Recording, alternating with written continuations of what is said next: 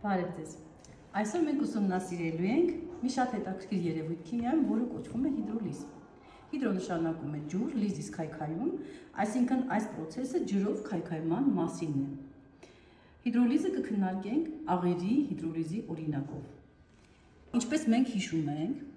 աղերը առաջանում են չեզոքացման ռեակցիայի հետևանքով։ Քանի որ մենք ունենք ուժեղ թթուներ, ուժեղ հիմքեր, թույլ թթուներ եւ թույլ հիմքեր, ապա ըստ ծագման աղերը կարող ենք բաժանել 4 խմբի։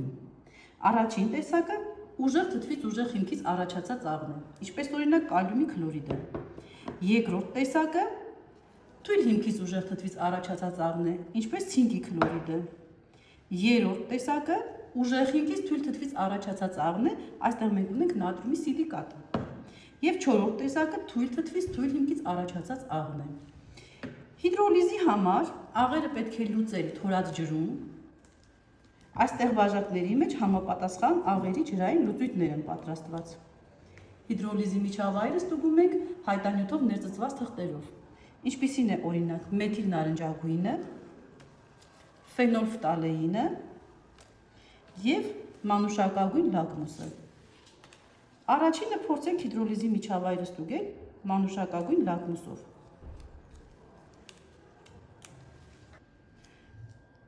Լակմուսի թուղթը ընկղմում ենք ուժեղ հիմքից ուժեղ թթվից պատրաստված աղի լուծույթում։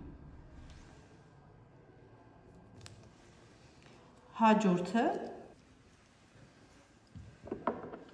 մեզ մոտ ցինկի քլորիդի լուծույթներ։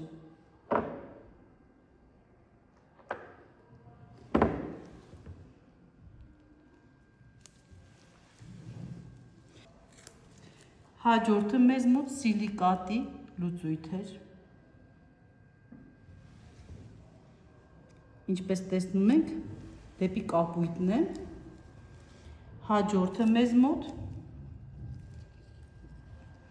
թույլ թթվից թույլ հիմքից պատրաստված աղի լուծույթ է։ Այստեղ եւս մենք չենք տեսնում գույնի փոփոխություն։ Հիշեցնում եմ, որ հիդրոլիզը շատ քիչ ընթացող process է։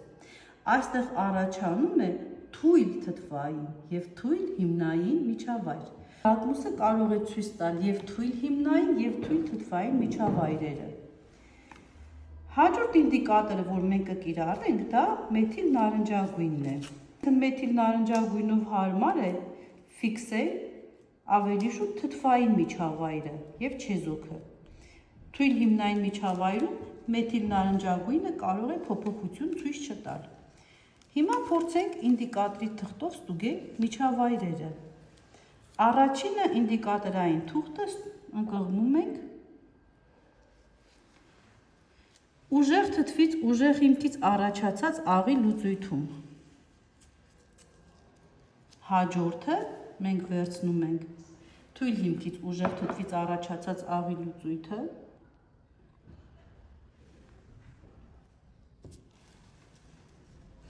Հաջորդը կվերցնենք ուժեղ հիմքից թույլ թթվից կազմված աղի միջավայրը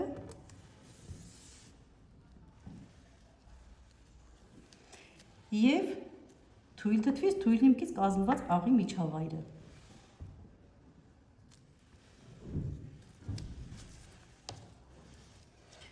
Հաջորդ հայտանյութը, որ մենք ուզում ենք կիրառել, ֆենոլֆտալեինն է։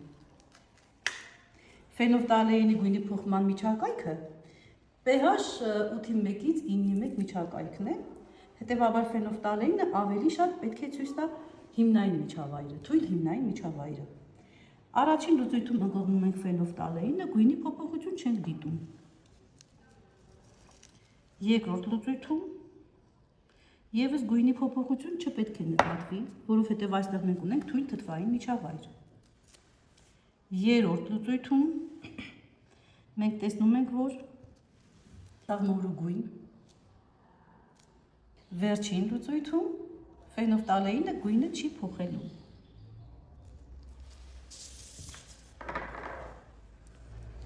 Լուծույթների միջավայրը ստուգենք ունիվերսալ հայտանյութերով ներծծված թերթիկներով։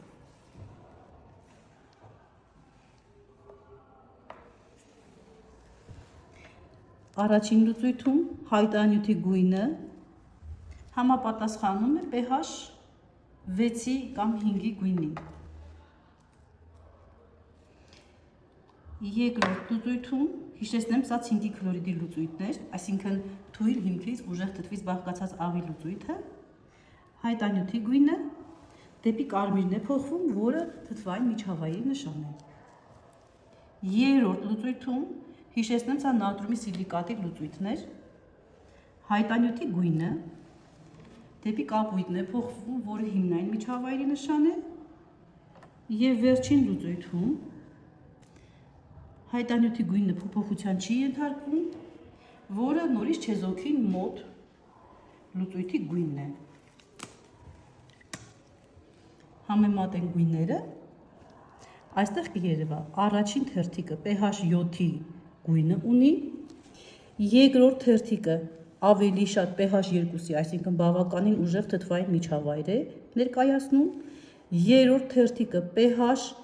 10-ի, 9-ի կամ 10-ի գույնը ունի, որը ներկայացնում է հիմնային միջավայր, եւ վերջին թերթիկում pH 6-ի գույնը ունի,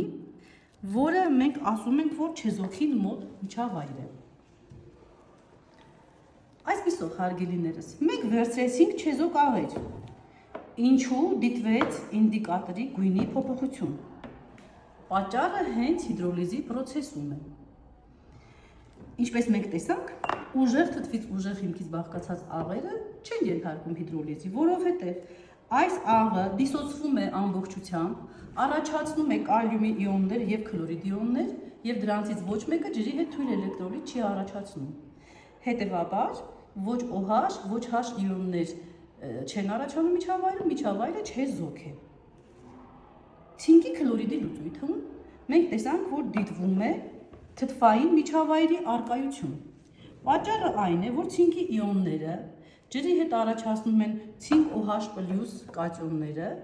եւ այնտեղ ավերծուկ է մնում որոշակի քանակով H+ իոններ, ինչը առաջացնում է թթվային միջավայր։ Սիլիկատի լուծույթում մենք ֆիքսեցինք հիմնային միջավայրի առկայություն, որը շատ լավ երևաց բոլոր հայտանյութերով։ Պատճառը այն է, որ այստեղ մենք ունենք սիլիկատ իոններ, որոնք ջրի հետ փոխազդելիս իրենց են միացնում ջրի H+ մասնիկը եւ OH-ները ավելանում են։ OH իոնների առկայությունը հենց ցույց է տալիս հիմնային միջավայր։ Թույլ հիմքից թույլ թթվից բաղկացած աղի լուծույթում միջավայրի փոփոխություն համարյա չդիտվեց։ Այստեղ հիդրոլիզը ընթանում է եւ ըստ անիոնի, եւ ըստ կատիոնի, սակայն միջավայրը լինում է չեզոքին մոտ։ Մի փոքր այստեղ մենք ունիվերսալ հայտանյութով դիտեցինք, որ միջավայրը դեպի ավելի շատ հիմնայինն է թեքված, քանի որ ամոնիումի հիդրոքսիդը մի փոքր ավելի ուժեղ է թիոցիանական թթվից։ Շատ քիչ է, աննշան է այս երկու էլեկտրոլիտների դիսոցման հաստատունների տարբերությունը։ Նման դեպքերում մենք ասում ենք, որ միջավայրը չեզոքին մոտիկ է։ Այսքանը սիրելիներս, բաժանորդագրվեք իմ YouTube-յան էջին, այնտեղ ձեզ սպասում են դեռ շատ հետաքրքիր եւ ուսանելի փորձեր։